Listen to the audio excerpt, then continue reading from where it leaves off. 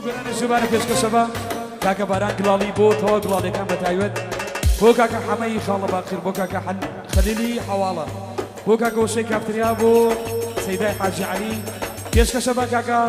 صلاحی حواله لیوکی بتایید شامان جگی خالی شلا قد خالی نبود يا اخواباي شمال هري لار لار بيي يا اخواباي شمال هري لار لار بيي كلا وزري كي ياني يان لمن ديار بيي كلا وزري كي ياني يان لمن ديار بيي دي شاورز شاو كامي امي مالك شاورز شاو كامي امي مالك وساتنا ياني يان بون ومالك سري بقيري جاوز حالك اي بس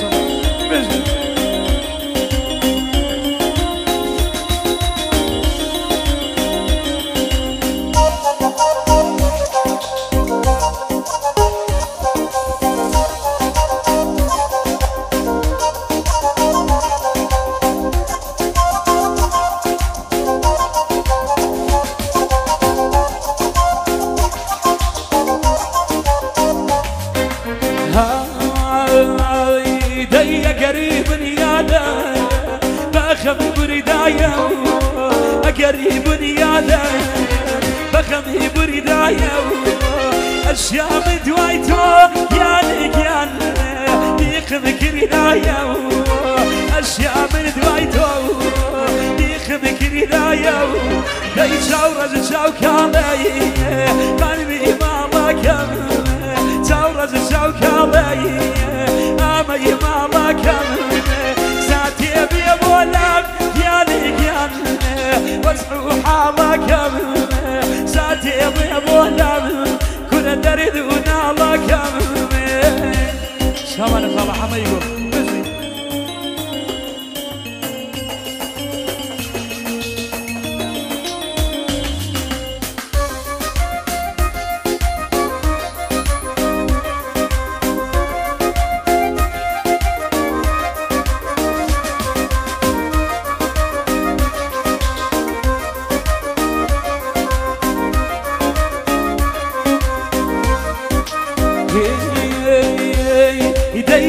كسي جو غريبي خاسن كسي جو غريبي خاسن أوانا جميلي ياني يان خوانا جناسن أوانا جميلي ياني يان خوانا جناسن يدي شاورز شاو كالي تاخذ يارك شاورز شاو كالي تاخذ يارك ساعتك بيبنا يانك يانك يان دريدونا لك دريدونا لك بس ما شاء الله بيجي وبارك الله يا بتهيبه لقيت خالي شاء الله قد حالي ما شاء الله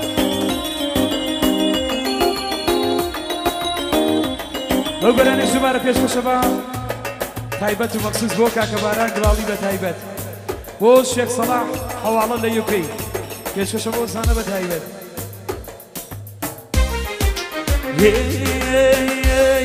داي صوصت عمره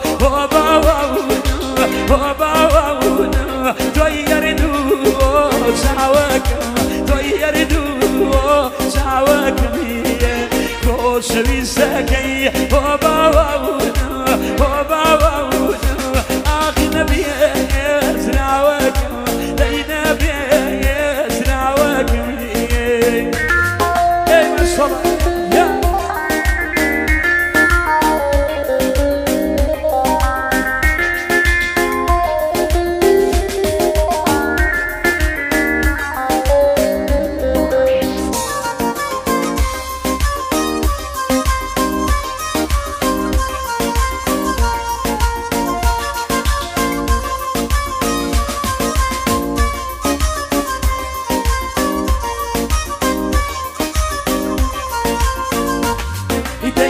شراينا حسن وباون اختابه يعني كرياو شراينا حسن وباون ليتابه يعني كرياو شراكي منوتو وباون ايزو خاو مشكل ياو شراكي منوتو وباون ايزو خاو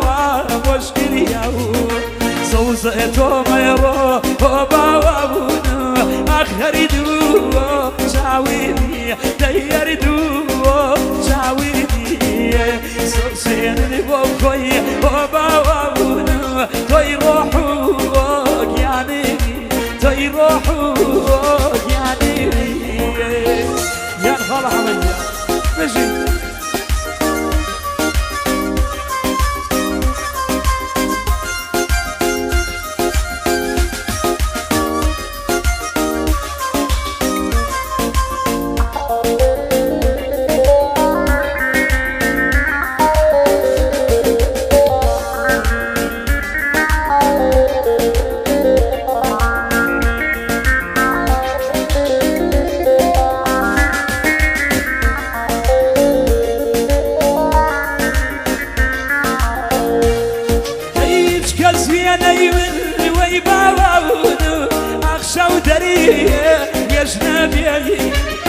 يشكت يناي من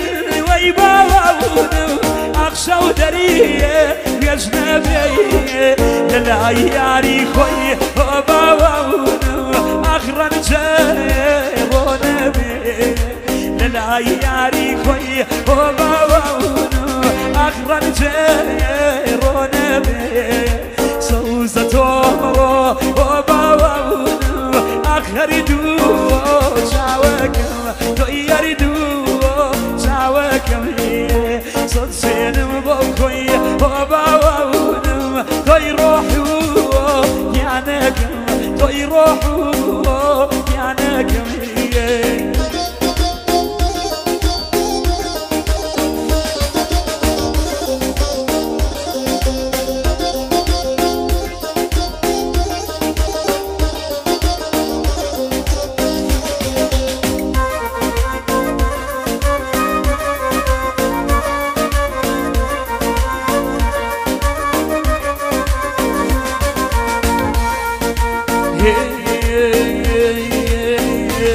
يدي واردي تبي ويباون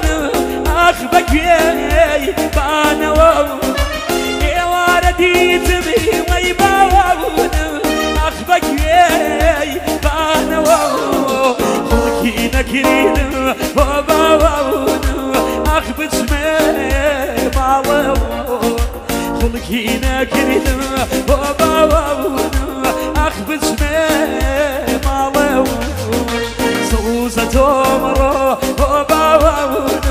توي يردو